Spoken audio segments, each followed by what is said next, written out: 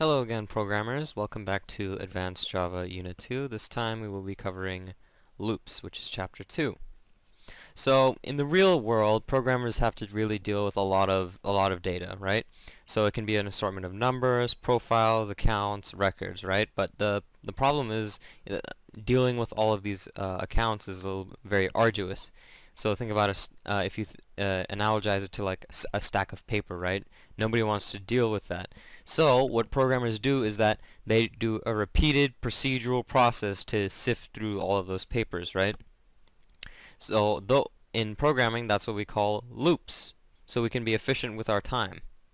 So loops are essentially as the name would suggest. So you loop through a program for a number of iterations, which is usually specified by the programmer. So the most general of them is called the while loop. So the while loop basically says, while a condition remains true or false, hint hint, chapter 1, where you learn conditional logic, while a condition is true or false, execute this condition until it turns false, right? So loops are essentially what the name suggests. You loop through a program for a number of iterations, which will be presumably specified by the programmer, right? So the most general of them is called a while loop. So like the name suggests, a while loop iterates through a program while a parameter holds true. So while something is true, do this, right? And here's the syntax that I wrote here. So while in parameter, these conditions, hint hint, chapter 1, execute this code block until it turns false. So let's say I wanted to figure out the boiling point of a certain substance in chemistry, for instance. In reality, this means increasing the temperature until bubbling is seeing or froth is being created. So the same logic can be just transferred to Java, right? So here's an implementation. So I have a boolean called isBoiling, which is basically your observation of whether it's creating bubbles or not, which is true and false. True, it's boiling, and false, it's not. So while it is not boiling, while it is in liquid form, you would have to increase the temperature until you observe the fact that it is boiling, right? So that's why this exclamation point here. So it's not boiling, right? And so then it would just return this temperature as the boiling point. So this is just an example of the power of iteration. So while it's not boiling, you would procedurally increase the temperature. You wouldn't want to increase it one at a time. Okay, raise it by 1, raise it by 1 again, raise it by 1, until you find it out. You would want to use this sort of elegant solution.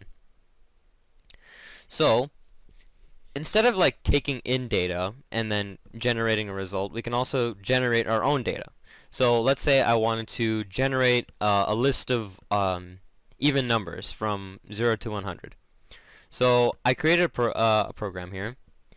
It takes in the same logic statement. So while the number, in this instance, while the number is less than 100, right? And you would start at 0 here. While it's less than 100, you would take every even number, which is this statement that I wrote here. You can refer to chapter 1 for the use of modulus and the double equality sign. It would procedurally generate all random numbers. You would increase, and this number part would be constantly increasing. It would check whether this next increasing number is odd. So let's say I start at 0, that's even, that would print out. Then it goes to 1, that's not even, that would not print out. Then it goes to 2, that would print out, and so on and so forth. Again, you're not doing this one at a time. You're letting Java do all the work for you. So let's just test this.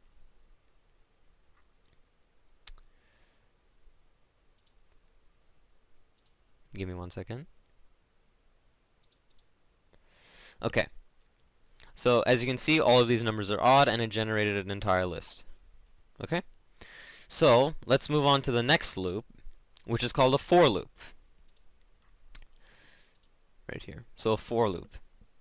So what a for loop is it's basically the same concept of a while loop.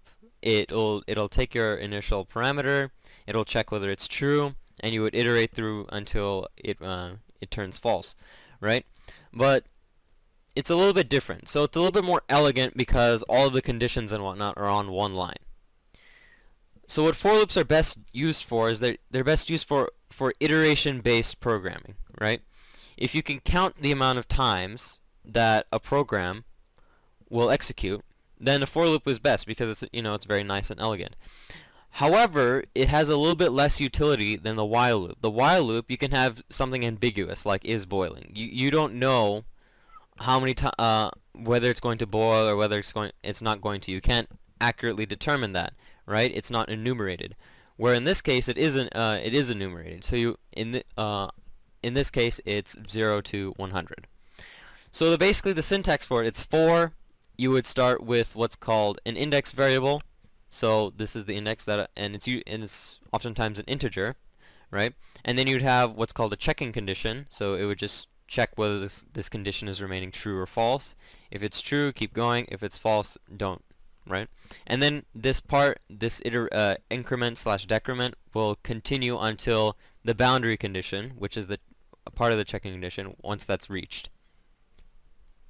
So this is the same exact program as the even number generator, right?